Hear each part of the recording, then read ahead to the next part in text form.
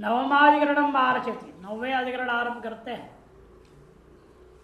पूर्वोक्त महाव्रत नामक याग का विषय है। तत्रैव रथंत्रादि नाम समुच्चयाधिकरणम। अहतवास और हतवास का समुच्चय जैसे है, ऐसे रथंत्रादियों का भी प्राकृत जो सामों के साथ समुच्चय करना चाहिए, सिद्धांत कहेगा। बाध्यम श्लोकादनाद्यादि नवाद्य स्तुतिलिंगतः देश सामनो विधो भेदो वैशिष्ट्यात्तु समुच्चयः। श्लोकादिना आद्यादि बाध्यम नवा। श्लोकादि के द्वारा आद्यादियों का बाद होगा कि नहीं होगा। आद्य पक्ष, नवा में न पक्ष आद्य, आद्य पक्ष लो। क्यों? स्तुति पे लिंग होने से। सिद्धांति देश सामनो विधौ, विकल्प उठाकर जवाब कहेंगे या क्या करोगे आप? देश देश और साम दोनों के विधाओं के विधि अलग अलग करोगे तो वाक्य भेद दोष हो जाएगा। देश सामना विधौ, देश की विधि और साम की विधि दोनों पृथक विधि करोगे तो भेद वाक्य भेद दोष हो जाएगा। और वैशिष्ट्यात्व और विशिष्ट विधान करोगे फिर तो समुच्चय मानना पड़ेगा। महाव्रते, उसी महाव्रत याग में वर्णन किया। श्लोकेन पुरस्तात् सदसस्तुवते अनुश्लोकेन पश्चात इत्यादि श्रुति। श्लोक के द्वारा पहले सदस स्तुवते और अनुश्लोक के द्वारा पश्चात इत्यादि श्रुति। तत्र ही श्लोकानुश्लोकादि नामक ही सामवि, श्लोक अनुश्लोक क्या ये साम विशेष है। इन नामक सामों के द्वारा जो है प्राकृतानि आज्य पृष्ठादि स्तोत्र गतानि रथंत्र वामदेवादि नामकानि सामानि बाध्यानि। इन श्लोक अनुश्लोक आदि नामक साम के द्वारा प्रकृति से जो आज्य आज्य स्तोत्र पृष्ठ स्तोत्र आरोपान स्तोत्र जो स्तोत्र आते हैं वो जो स्तोत्र में अनुगत रथंत्र वामदेव आदि साम है उन सामों को बात देना चाहिए। कुतः स्तुवत इति, यह प्रकार स्तुवते सदस स्तुवते, यह विधि वाक्य में स्तुवते कहा है। यदि प्रकृति लिंग दर्शनात्, प्रकृति में जो लिंग था वही यहां पर भी लिंग दिखाई दिया।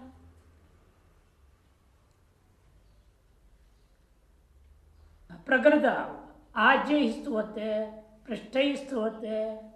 प्रकृति में कैसे था? आज्य स्तुवते पृष्ठ स्तुवते श्रुतम। तथा यहाँ पर भी स्तुवते का है, समान विषय हो गया, एक कार्य अजपाद्य बाध्य भाव मानना चाहिए। विकृति के द्वारा प्रकृति का बाद होना चाहिए। सिद्धांत नहीं तत्सारम, ये सारभूत बात आपने नहीं कही। क्यों? हम पूछते हैं आपसे, बताइए किमत्र स्तुतिम अनुद्य देश साम गुणो विधीयते किंवा गुणत्व विशिष्ट स्तुति विधीयते। स्तुति को अनुवाद करके देश और साम रूपी गुण का विधान किया जा रहा है या देश और साम गुण द्वय विशिष्ट स्तुति का विधेय किया गया। पहला पक्ष नहीं हो सकता, वाक्य में दोष हो जाता है। नाद्य, क्यों? वाक्य भेदापत्य है, वाक्य में दोष आपत्ति हो जाएगी। द्वितीय तो कार्य भेदेना बाध्य। द्वितीय में क्या होगा? ये तो विशिष्ट है और असामान्य है, दोनों भिन्न भिन्न हो गया, कार्य भेद हो गया, कार्य एकत्व नहीं रह गया, अतः बाध्य बाधक भाव नहीं रह गया, तो समुच्चय स्यात्, तो समुच्चय ही सिद्धांत बनता है। दशमाधिकरण आरचेति, दसमाधिकरण आरंभ करते हैं। कौत्सादि सामनाम प्राकृत साम निवर्तकत्वाधिकरण। कौत्सादि सामों में प्राकृत सामों का निवर्तन करने के लिए कह रहे, बात करने के लिए कह रहे हैं। समुच्चयेत कौत्सादि यद्वा प्रकृतिवादकम स्तुत्य भावाद आदिमंत्यो लिंग प्रकरण द्वयात्। कौत्सादि जो है वे उनका प्रकृति के साथ समुच्चय करना चाहिए अथवा प्रकृति के बाधक है ये। स्तुत्य भावात, यह स्तुति नहीं है, अतएव यहाँ समुच्चय मानो। पूर्व पक्ष का कहना है आदिमो, आदिम ने प्रथम पक्ष। सिद्धांत नहीं, अंतिम पक्ष लो। क्यों? लिंग प्रमाण और प्रकरण प्रमाण दो प्रमाण से सिद्ध हो रहा है। लिंग प्रकरण द्वया विकृति विशेष श्रुति, किसी विकृति का नाम नहीं ले रहे, विकृति विशेष पे बात सुनने को मिला। कौत्सम भवती, कांडवम भवती कौत्सादिकम नामकम साम प्राकृतिक सामना समुच्चित है। कौत्सादि नामक साम विशेष है, इन साम विशेषों को प्राकृत साम के साथ समुच्चय करना चाहिए। कौत्सादि नामकम साम अलग प्रथमा, प्राकृतेन सामना तृतीयांत भाव समुच्चित है। कुतः? क्यों? प्राकृतस्य स्तुतिलिंगस्य भावेन, प्राकृत में स्तुति रूपी लिंग का भाव होने से कार्यक्य भावात, कार्यक्यता नहीं है, कार्यकता न होने के कारण से भिन्न भिन्न होने से समुच्चय करना चाहिए। प्रकरणात् कृत्वंगत्वे सति ऋगक्षर अभिव्यक्ति सामर्थ्य लक्षण प्राकृत लिंगेन कार्यक्यवगमात् तस्मात् बाधकम्। प्रकरण प्रमाण के आधार पर कर्तु का अंग है ये, अतएव ऋग अक्षर की अभिव्यक्ति में सामर्थ्य रूपा जो लक्षण है यहाँ पर लिंग है यहाँ, अतएव प्राकृत लिंग के द्वारा कार्यक्यता का अवगम हो रहा है। तस्मात् बाधकम। ऋगाक्षर अभिव्यक्ति सामर्थ्य रूपा प्राकृत लिंग है, वह लिंग प्रमाण भी है और प्रकरण प्रमाण से कर्तव्य ज्ञापन भी हो गया। अतएव कार्यकत्व निश्चय हो जाने पर यह बाध्य बाधक मानना चाहिए। एकादशाधिकरण मार्च 11वां अधिकरण आरंभ होता है। ऐसा व्यवस्था बाधकत्वाधिकरण, इनकी व्यवस्था से बाध करने की विधान का तर्क तत्सर्वबाधकम सर्व मेकद्व्याद्युक्तितो अथवा अविशेषाद आदिमो अंत्य एकाद्युक्ति विशेषतः।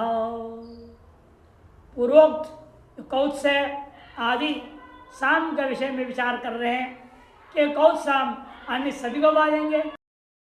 तत्सर्वबाधकम सर्वम एकद्व्याद्युक्तितो अथवा, वह कौत्सादि जो साम है वह अन्य सभी प्राकृत सामों को बाध देते हैं, या एक दो जो जितना है सामर्थ्य उसके हिसाब से ही होगा, जहाँ व्यवस्था दी गई उक्ति के आधार पर, कथन के आधार पर, विधि के आधार पर। पूर्व पक्षी कहते हैं अविशेषाद आदिमो, अविशेषा सबको बाध देना चाहिए। से अंत्य एकादि उक्ति विशेषतः, एकादि उक्ति विशेष के आधार पर यह निर्णय हो जाता है, व्यवस्था होती है। तत्पूर्वोक्त जो कौत्सादि साम विषय, यहाँ पर जो विषय वाक्य है पूर्वोक्त कौत्सादि साम पर पुनर्विचार किया जा रहा है। तद्र किम कौत्सम साम प्रकृति सर्वसाम निवर्धकम काणुअपि तथा इति, क्या वह कौत्स साम जो था प्रकृति सभी सामों का निवर्तक होगा, एवं जो काण्व था वो भी क्या सभी का बाधक होगा। यह इति एकैकस्य सर्वनिवर्तकत्व उच्यते, प्रत्येक जो है साम सभी निवर्तक कहते हो। आओस्विद एक वचनांत निर्दिष्टम एकस्य निवर्तकम द्विवचनांत निर्दिष्टम द्वयोर बहुवचनांत निर्दिष्टानि बहुनाम। क्या व्यवस्था तुम्हारे मत में?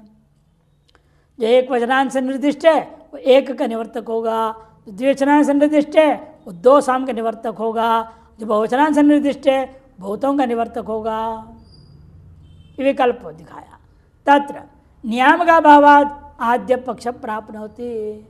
पूर्व पक्ष कहते हैं उसमें नियामक कुछ न होने के नाते प्रत्येक साम जो है प्राकृत सभी सामों का बाधक मानना चाहिए। एकादि वचन रूपाणाम श्रुतीनाम नियामकत्वाद अंत्य पक्ष विपेय, यानी एकादि वचन रूपा जो श्रुति है, साक्षात श्रुति प्रमाण है, वो नियामक बन जाता है, अतः अंत्य पक्ष स्वीकार करना चाहिए। कौन सा अंत्य पक्ष स्पष्ट करो? तथा ही कौत्सम भवती, ये कहा है ना, एक वचन है यहाँ पर। वशिष्ठस्य जनित्रे भवतः, यह द्विवचन है। क्रौंचानि भवन्ति, यह बहुवचन है।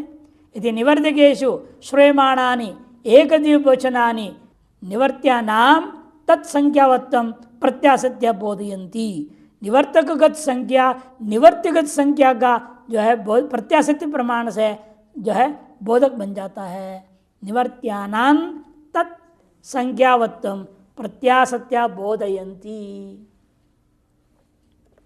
किंच एवं सति, जब ऐसा मान लिया आपने तो अबाधित साम्य विशेष चौदह को अनुग्रहित भवति। अबाधित जो साम्य विशेष जो है वह विधियों का अनुग्रह हो जाता है। कृष्णवादे तो सर्वश्चौद को निरुद्यते, कृष्णवाद मानोगे संपूर्ण विधियों का निरोध हो जाएगा। तस्मात् न सर्ववाद का, सर्ववाद का नहीं माना जाएगा। द्वादशाधिकरणम आरचयति, राजसूय राजसामादि समुच्चयाधिकरणम। राजसूयाग में राजसामादियों का समुच्चय करने के विधान करने जा रहे हैं। स्थोमस्तयोर वृद्ध्यो प्राकृत किम निवर्तते अवृद्धावेव बाध्य स्यात् सामोत्पत्त्युपयोगतः। अवृद्धा उपयोगाय प्राकृतस्य निवर्धकं वृद्धौ पूर्वोपयोगित्वात् वृद्धौ तु न निवर्तकम्। स्तोमस्तयोर वृद्ध्योर प्राकृत किम निवर्तते अवृद्धो एव वा, या अवृद्धि मात्र में निवृत्त करेंगे। स्तोम में विद्यमान वृद्धि और अवृद्धि है, वह क्या प्राकृत जो सबको निवृत्त कर देंगे। किम निवर्तते अतो अवृद्धो एव। पूर्व पक्षी आद्य सामोत्पत्ति उपयोगता, साम की उत्पत्ति के उपयोग काल में प्रयोग हो रहा है, अतः सारा चीज घटेगा। कहीं अवाप करना है, उद्वाप करना है, कहीं बढ़ाना है, कहीं घटाना है, जहाँ जैसे वहाँ उसको करना पड़ेगा। अवृद्ध उपयोगाय, सिद्धांत नहीं, अवृद्धि में उपयोग करने के लिए प्राकृत उसका निवर्तन करना पड़ेगा। क्यों? वृद्धि में क्यों नहीं होगा? वृद्धो पूर्व उपयोगित्वात्, वृद्धि पक्ष में पूर्व में उपयोगी हो चुका है, वो उपयोगक्षमान नहीं होने से त्यागना होगा। अतएव वृद्धो तो न निवर्तकम। संति वृद्धि स्तोमका अवृद्धि अविवृद्ध स्तोमकाश्च, विवृद्ध स्तोमक भी है, अविवृद्ध स्तोमक भी साम है। विकृति रूपा कर्तव तत्र वेत्रापि, और वे विकृति रूपा यागों में भी प्रयुक्त होने वाले विवृद्धि स्तोमक और अविवृद्ध स्तोमक साम अनेकों हैं। तत्र वेत्रापि यानि सामान्य उपदिष्टानि तैर अधिदिष्टानाम सामनाम निवृत्ति स्यात्। ये वेत्र भी जिन जिन सामों का उपदेश हुआ है उनके द्वारा अधिदिष्ट सामों का पूर्णतः निवृत्त होना चाहिए। अन्यथा सामोत्पत्ति वही अर्थात यहाँ विकृति याग में पृथक सामोत्पत्ति व्यर्थ हो जाएगा। यदि पूर्व पक्ष सिद्धांतस्तु स्पष्टार्थ बोल दिया। त्रयोदशाधिकरण मार्चयति, 13वां अधिकरण आरंभ करते हैं। आवाप उद्वाप अधिकरणम, वही वृद्धि वृद्धि और अवृद्धि विचार करना है। आवाप और उद्वाप कहाँ करना है, किसमें करना चाहिए? जहाँ तहाँ कर लें, जिस किसी में भी कर लो, या कोई व्यवस्था है इसमें? क्वापि स्तोत्रे ऋचिक्वापि स्याद्दावापस्तथोद्धृति पौमानेषु गायत्र्यादि स्वेव उता विशेषतः आद्यो नो प्रसंख्यानाद् अत्र हेवेति तद्विदेहे विध्यंतराशेष रूप पूर्वम तद्विधीयते। ये श्लोक है, गद्दी जैसे साथ में जोड़ दिया गलती से। श्लोक है मूल का, सिद्धांत पक्ष को बताता है। स्तोत्रों में क्वापि स्तोत्रे ऋचिक्वापि, और किसी भी ऋचा में आवाप और उद्वाप कर लिया जाए। आवापस तथा उद्धृति, अथवा पवमानेषु गायत्री आदिषु एव उत अविशेषतः। पवमान आदि गायत्री आदि में ही माना जाए, जाता माना जाए। पूर्व पक्ष कहता है अविशेषतः आद्यो, कहीं विशेष कहता नहीं, यहाँ करो वहाँ करो, इसको कहा नहीं है यही करना दूसरा नहीं करना, ऐसे कहा नहीं गया। अतएव आद्य पक्ष लूंगा। अविशेषदाद्यो सिद्धांत नो परिसंख्यानाद अत्र हे वेति तद विधेय है। परिसंख्या विधि यहाँ पर है, अत्र ही वह वपंती ऐसे कहा है वहाँ विधि में। अब श्लोक में कहते विद्यंतर अशेष रूपम, विद्यंतर का अशेष रूप है, वो शेष रूप नहीं है। यहाँ पर जो है अपूर्व विधान किया गया है, इसे उसको आप उपेक्षा नहीं कर सकते। प्रवृत्ति स्तोमकेशु प्राकृतस्य अतिदिष्ट से सामना उद्वाप होता है। प्रवृत्ति स्तोमक जहाँ पर है वहाँ प्राकृत या अतिदिष्ट साम का उद्वाप करना पड़ेगा। प्रत्यक्ष उपदिष्टानाम आवाप वृद्ध स्तोमकेशु आवाप एव इति स्थितम पूर्वाधिकरण में। और प्रत्यक्ष उपदिष्ट आवाप जो है वह वृद्ध स्तोमों में ही होता है, ये बात आपने पूर्वाधिकरण निर्णय दे दिया।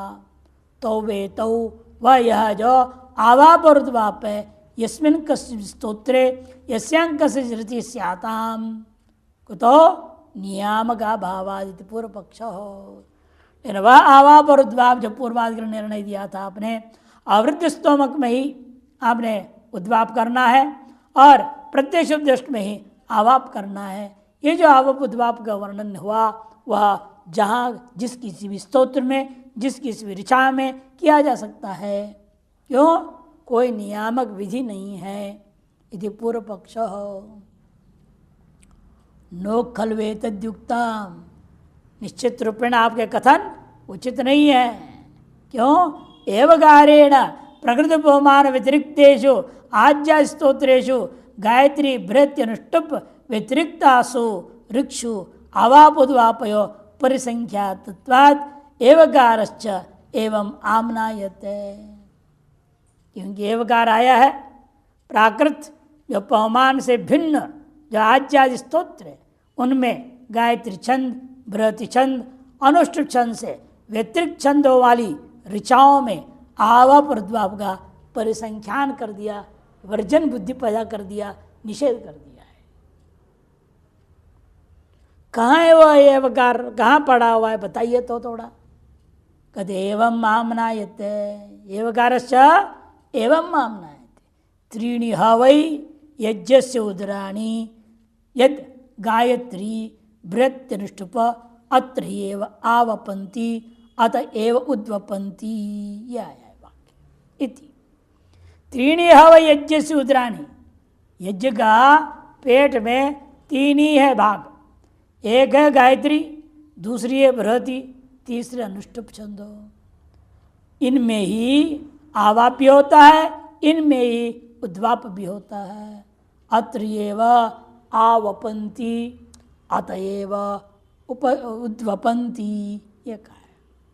एवकार दो बार आया इस वाक्य में। यह है परसंख्या विधि का दृष्टांत। ननो महाभूताम अन्यत्र अवापोद्वापो विवक्षित देशेषु कथम प्राप्नुता। ठीक है, अन्यत्र उद्वाप होगा नहीं, अन्यत्र का विवर्जन बुद्धि करने का नाम ही परसंख्या विधि है। लेकिन जहाँ होना चाहिए वह विधि कौन करेगा? विवक्षित देशों में कथम प्राप्नुता यदि चेत अनेन वाक्येन तद विधानात् इति ब्रूमः। इसी वाक्य से उसका विधान हो गया, ये बात हम कहते हैं। कैसे? न चायम अर्थवाद, क्योंकि अर्थवाद वाक्य नहीं है, अनन्य शेषत्वा, कि अन्य शेष न होने के नाते ये अर्थवाद नहीं है। अनन्य शेषत्वात्, अनन्य शेषत्वात् नाप्यनुवाद, और अनुवाद भी नहीं है। क्यों? अपूर्वार्थत्वात्। तस्मात् पवमानश्वेव गायत्री आदिशो आवपोद्वापो, तीन पवमान स्तोत्रों में ही विद्यमान गायत्री आदि जो है उन्हीं में आवाप उद्वाप होगा, अन्य स्तोत्रों में नहीं होगा। विधि शब्दाधिकरणम, विधि शब्दाधिकरणम पर्यायेणापि देवोक्तिर वैधेनैव पदेन वा अर्थाभेदाद् आदिमन्त्य शब्द पूर्वान्वयित्वतः। पर्यायेणापि देवोक्तिर वैधेनैव वा पदेन, पर्यायेण देवताओं की उक्ति मानी जाए या विधि के पदों के द्वारा ही माना जाए, इसलिए अर्थ अभेदाद आदिम का तब पूर्व पक्ष ने तत्पर्यायवाचियों के द्वारा वही अर्थ वो तो हो ही जाएगा, अर्थ में कोई भेद नहीं रहेगा, पर्यायवाचियों के अर्थ में वही है, इसलिए आदि पक्ष ले लो। तो सिद्धांत नहीं, शब्द पूर्वान्वयित्वतः, शब्द का पहले अन्वय होकर के अर्थ ज्ञान होता है, अतः पहले जो निश्चय हो गया उसको बदलोगे कैसे बाद में, नहीं हो सकता। दशब्रह्मासी और ये निगमा तेषु अग्नि आदि देवता किम पावक शुच्यादिना येन केनापि पर्यायेण अभिधातव्या। दशब्रह्मास में निगम वाक्य में जो आया हुआ अग्नि आदि देवता है उनके लिए पावक शुचित्व आदि जिस किसी भी विशेषण के द्वारा केना भी पर्यायेण अभिधातव्य, जिस किसी भी पर्याय के द्वारा उनको कथन किया जाए, अग्नि शब्द ना बोलना पड़े, अग्नि ना बोल करके पावक अग्नि स्वाहा मत बोलो, पावकाय स्वाहा बोलो, शुचय स्वाहा बोलो, ऐसे बोल सकते कि नहीं बोल सकते, पूर्व से बोलना चाहिए। किंवा तद विधि उद्देश्यगतेन अग्न्यादिपदे नैव इति संशय, अतः तद विधि के उद्देश्यगत अग्न्याय जो पद है वही पद को बोलना पड़ेगा, तद पर्यायवाची को नहीं बोल सकते, ये सिद्धांत कहेगा। इस विषय संशय हुआ, जिस किसी से किया जाए या विधिगत शब्दों से ही किया जाए। तत्र शब्दो अर्थ प्रत्यानार्थः तत्पर्यायाणाम सर्वभेदे अपि अर्थभेदाद येन केनापि अभिधानमिति पूर्व पक्षः। कोई भी शब्द हम प्रयोग कर रहे हैं किस लिए प्रयोग कर रहे हैं, उसका अर्थ बोध करने के लिए। अग्नि बोलेंगे मैंने अग्नि देवता का बोध कराना है, केवल अक्षर विन्यास मात्र बोध कराना नहीं है वहां पर। इसे शब्द जो भी होता है अर्थ का प्रत्यायन के लिए है, अतएव तत्पर्यायवाचियों के द्वारा वही अर्थ बोध तो हो ही जाएगा। पर्यायाणाम स्वरूप भेदे अपि, से पर्यायवाचियों का स्वरूप भेद होने के बावजूद भी तत्पर्यायवाचियों के द्वारा वही अर्थ बोध तो हो ही जाएगा, अर्थ में कोई भेद नहीं रहेगा, पर्यायवाचियों के अर्थ में वही है।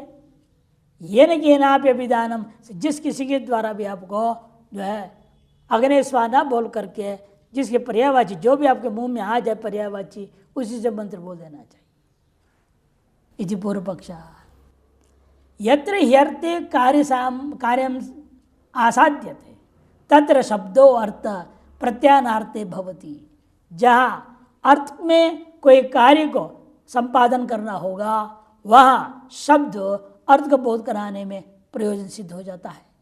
यत्र पुनः शब्द एवं कार्यम, जहाँ शब्द ही कार्यान्वय हो रहा है, तत्र कार्य संबंधार्थ शब्द एवं प्रत्यायितव्य, उस कार्य के संबंध की निश्चय करने के लिए शब्द का ही बोध कराना होगा।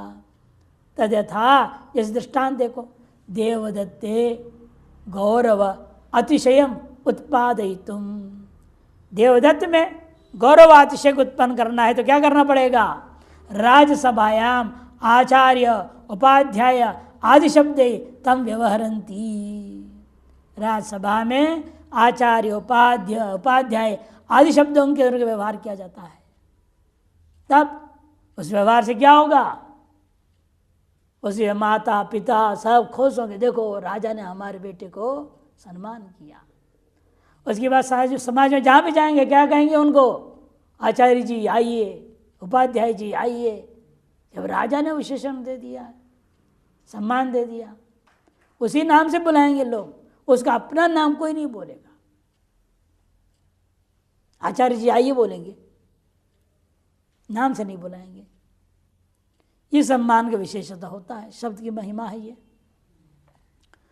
तो अब वही समझा रहे आगे, पितृ मातृ मातुलादयश्च तत्त संबंधवाचक शब्देन यथा तुष्यंती तत् संबंधवाचक शब्दों के द्वारा तुष्ट होते हैं, न तथा स्वनाम ग्रहणेन प्रत्युत कुप्यन्ते एव, उनके नाम ग्रहण करने से भी नहीं, तत्पर्यायों का ग्रहण से भी वो प्रसन्न नहीं होंगे, बल्कि गुस्सा होंगे। लो इतना मान सम्मान हुआ, अपने नाम भी बच्चे को जैसे बुलाते से बुला रहे हैं। कई लोगों को हमने देखा, वो पत्नियां जो है अपने पति को डॉक्टर साहब आ रहे, वो डॉक्टरेट किया है ना, भले वो डॉक्टर MBBS डॉक्टर नहीं है, वो तो साहित्य से PhD कर दिया, डॉक्टरेट लिख रहा है, और पति वो डॉक्टर साहब आ रहे, होता है, गौरव मानते हैं ना वे पति डॉक्टर हुए, PhD किए। अब वैसे आपस में एक दूसरे का होता है, एक दृष्टांत है ये। तो संबंधी लोग जो उस विशेषण को पाएंगे, उसके विशेषण पर्यायवाची बोलो, वैद्य आ रहे बोलो, क्या डॉक्टर तो डॉक्टर होता है, वैद्य तो पर्यायवाची है, लेकिन उसको नहीं सुनना चाहेगा। लोक में भी व्यवहार में दिखता है। अतः शास्त्र में वैसे ही समझना चाहिए, न तथा इत्यादि तद्वत् तत्रापि उसी पर अग्न्यादि वैद्य शब्द एव कार्यम आसक्तम विधिम विना याग देवत्यो संबंध भावात्। अग्न्यादि विधिगत शब्दों को इसी प्रकार से कार्य को प्राप्त होना हुआ मानना चाहिए, और विधि के बिना याग और देवता का परस्पर संबंध का निश्चय नहीं होगा। विधि कृते तु तत्संबंधे, और विधि ने जब संबंध निश्चय कर दिया, शब्द से प्रयोजकत्व दुर्वारम, और शब्द साक्षात प्रयोजक हो जाएगा। अतएव अयाट स्वाहा कारोजित्यादि निगमेशु नियमेन वैधा एव अग्नय शब्दा प्रयुज्यन्ते। इसलिए अयाट स्वाहाकार उज्जिति आदि से युक्त जो निगम मंत्र है, निगम मंत्रों से नियमित रूपेण विधि में कहा हुआ अग्न्यादि शब्दों को ही प्रयोग किया जाता है। दृष्टांत है, अया अग्ने प्रिया धामानि, अयाट सोमस्य प्रिया धामानि, स्वाहा अग्निम स्वाहा सोमम, अग्नेरहम उज्जिति मनुजुज्जेषाम, सोमम सोमस्य हम उज्जिति मनुज्जेषम इत्यादि ना। तस्माद विधि पदे रेव तत्देवता अभिधान। इस प्रकार से स्पष्ट देखा गया है, जो है निगमों में प्रयोग होता हुआ, अतः विधि में जो देवता का जिन अक्षरों से युक्त नाम था वही नाम इन वाक्यों में प्रयोग जोड़ करके बोलना होता है, और पर्यायवाच्यों को बोलना नहीं चाहिए। पंचदशाधिकरण मार्च 15वां अधिकरण आरंभ करते हैं। विकृति निगम मंत्रेशु अपि विधिगत शब्द नियमनाधिकरणम। विकृति यागों में भी प्रयुक्त होने वाला जो निगम मंत्र है उनमें भी ये नियम लागू कर देना। विधिगत जो शब्द है उन्हीं को आपको प्रयोग करना है, उससे पर्यायवाच्यों का प्रयोग नहीं करना। यथा प्रकृति याग में निर्णय हुआ दशपूर्ण मास में, उसी प्रकार से विकृति यागों में भी लेना चाहिए। सौर्यादि निगमे कोपि शब्दस्याद्वैत एव वा चरो सूर्यान्वयादाद्य प्रयोगान्वयतो अंतिमः। सौर्यादि निगमे कोपि शब्दस्याद् वैध एव वा। सूर्य संबंधी निगम मंत्र जब प्रयोग होगा विकृति याग में, वहां भी इसके पर्यायवाची कोई भी अर्क ले लो, पूषा ले लो, कोई भी शब्द ले लो, अतः विधि में जो सूर्य शब्द आया तो उसी को लेना चाहिए। वही देव चरो सूर्य अन्वयादाद्य, पूर्व पक्ष चरो में सूर्य का अन्वय हो चुका, इसलिए अन्यत्र निगम मंत्रों में तत्पर्यायवाची लिया जा सकता है। तो सिद्धांत नहीं, प्रयोगान्वय तो प्रयोगकालीन अन्वय हमें मुख्य होता है, अतएव अंतिम पक्ष लेना है। शौर्यम च निरुपेद इत्यादि विकृतिषु चोदक अधिदिष्टा ये निगमा तेषु अग्न्याय शब्द स्थाने सूर्याद्यर्थ प्रत्यायक शब्द ऊहितव्य सच आदित्यादि नाम पर्यायणापि प्रत्यायितुम शक्यता है, ये पूर्व पक्ष कहता है। सौर्यम चंद्रोपेत इत्यादि विकृति याग में अतिदेश से प्राप्त हो गया जो निगम मंत्र है। उन निगम मंत्रों में प्रकृति में कौन देवता था? अग्नि था। आग्नेय अष्टक पर निरूपित था, इसलिए अग्नि को लेकर के ही यहाँ पर भी शब्द आ जाएगा। और उसके स्थान में सूर्य आदि अर्थ का बोधक कोई भी शब्द का वो कर लेंगे। सूर्य नहीं बोलूंगा, मन में आ गया आदित्य, आदित्य बोल दूंगा, पर्यायवाची ही है। उषा बोल दूंगा, अर्घ बोल दूंगा, कोई भी शब्द बोल सकता हूं। आदित्यादि नाम पर्यायणापि प्रत्यायितुम शक्यता है। वैदस्तो सूर्य शब्द चरुयाग एवं अन्वित, और विधि में कहा हुआ जो सूर्य शब्द है वह चरु का त्याग काल में ही चरु त्याग एवं अन्वित, चरु त्याग काल में अन्वय हो चुका है। न तो अग्नि आदि शब्दवद निगमेशु पठित तस्माद यह कोपी, इसलिए अग्नि आदि शब्द के समान निगमों में कोई पठित है नहीं, इसलिए जो कोई भी प्राप्ति हम शब्द पर्याय शब्दों का प्रयोग कर सकते हैं। इति प्राप्ते ब्रूमः अत्र सौर्यम निरूपेद इति प्रयोग वचनेन। सौर्य निरूपेद का मतलब केवल निर्वाप का चरु निर्वाप मात्र का अर्थ नहीं है, वहाँ निरूपेद का अर्थ यजेता पहले बोल चुके हैं, प्रयोग तक जाना पड़ेगा। केवल चार मुट्ठी अलग कर दिया उतने मात्र के लिए नहीं कर रहे हैं, आगे क्या करेंगे? इसलिए निरूपेद का अर्थ यजेता तक ले जाना पड़ता है। इसलिए निरूपित प्रयोग वचनेन सूर्यान्वयो भवति, सूर्य शब्द का ही अन्वय होगा, पर्यायों का नहीं होगा। नंतो सौर्यश्चरुरिति चरुणा कार विभक्तिर ही द्वितीया, सौर्यश्चरुहु यहाँ पर चरु शब्द से कार विभक्ति को लेकर के द्वितीया ही है। साचा आख्यात संबंधित न नामना, वह आख्यात के संबंधित हुआ नाम के साथ नहीं। सतिच प्रयोगान्वये याज्ञा पुराण वाक्योर निगमे वा यत्र प्रयोगो अपेक्षित तत्र सर्वत्र सुर शब्द एवं युक्ता। और यदि प्रयोग अन्वय करना इष्ट होता तो याज्ञा पुराण वाक्यों में निगम वाक्यों में जहाँ जहाँ भी प्रयोग होना है वहाँ वहाँ पर अपेक्षित होने पर सर्वत्र सुर शब्द का ही प्रयोग होता। प्रकृतोपि निगमेशु नार्थ मात्र विवक्षाया अग्नि शब्द प्रयुज्यते, प्रकृति में भी इसलिए निगमों में अर्थ मात्र विवक्षा करता हुआ अग्नि शब्द प्रयोग हुआ नहीं है। किंतरी वैद विवक्षयापि विधि की विवक्षा, ये निर्णय हम पूर्व अधिकरण में दे चुके हैं। विधि की विवक्षा करते हुए वही अक्षर प्रयोग करना, वही शब्द, पर्याय को नहीं। तथा यहाँ पर भी इसलिए तथा सती अतिदेशोपि वैध शब्द विषय भविष्यति, अतिदेश होने पर भी विधि में आए शब्दों का ही विषय किया जाएगा। तस्मात् सूर्य शब्द एवं प्रयोक्तव्य, पर्यायवाचक का प्रयोग नहीं होगा। षोडशाधिकरण मार्जयति, 16वाधिकरण आरंभ करते हैं। पवमानेष्टिषु अग्ने है सगुणेन अभिधानाधिकरण, पवमानेष्टियों में अग्नियों को उनके गुणों के साथ अभिधान करना चाहिए। अग्नि का गुण क्या है? पावकत्व, शुचित्व इत्यादि। आधाने श्रूयते अग्नेय पवमानाय पुरुडाशम अष्टाकपाल निर्वपेद, अग्नेय पावकाय अग्नेय शुचये। देखो अग्नि कैसा विशेषण है? पवमानाय अग्नेय, पावकाय अग्नेय, शुचये अग्नेय इत्यादि कहा।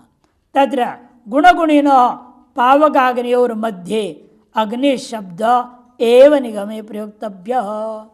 गुण और गुणी इन दो शब्दों में से पावक अग्नि हो मध्य किसी एक शब्द का प्रयोग करो, उसे भी पूर्व पक्ष कहेगा केवल अग्नि शब्द प्रयोग कर दो, गुण को त्याग दो, लागू हो जाएगा, ज्यादा लंबा बोलना नहीं पड़ेगा ना।